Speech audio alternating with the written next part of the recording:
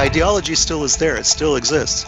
These were true believers. They didn't give up just because they lost the war. These were Nazis. These were dyed-in-the-wool believers, true believers.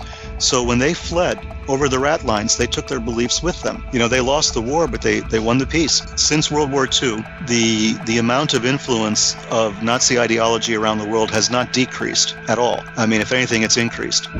We may be looking at Argentina again, you know, as the location for the Bell. If the Bell did escape captivity, as it were, I believe that it, or its technology anyway, wound up somewhere in Latin America. The space program was largely, or the godchild, you might say, of the Nazi space program. We brought over Walter Dornberger and Wernher von Braun and hundreds of other Nazi scientists of them to work on our space program at a time before NASA was created. We were developing this technology using Nazi scientists. And what happened? The infamous Roswell crash. That some of the debris from that crash was taken to Wright-Patterson, and Wright-Patterson is where our Nazi scientists were located. They had just moved to Wright-Patterson in the same week as the debris was brought over from Roswell to Ohio to Wright-Patterson. So we have this bizarre Nazi influence in the space program and in the UFO program attached to the space program. And I began to realize that the Nazi Party was not a political party, the way we understand political parties, but that the Nazi Party was a cult.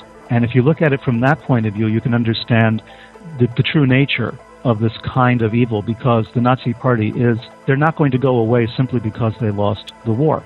And then we have the assassination of the president, who's now throwing all this money behind an attempt to go to the moon, and who's funneling all sorts of cash into NASA, but who was at the same time considered to be weak on communism. Now, the biggest enemy to the Nazis were the communists. Perhaps that's the connection that we've missed. There might have been a deeper, darker motive behind this. People who worked with Lee Harvey Oswald at Riley Coffee eventually all found jobs with NASA or with NASA-related industries in the space program. I mean, these are people who were just clerks.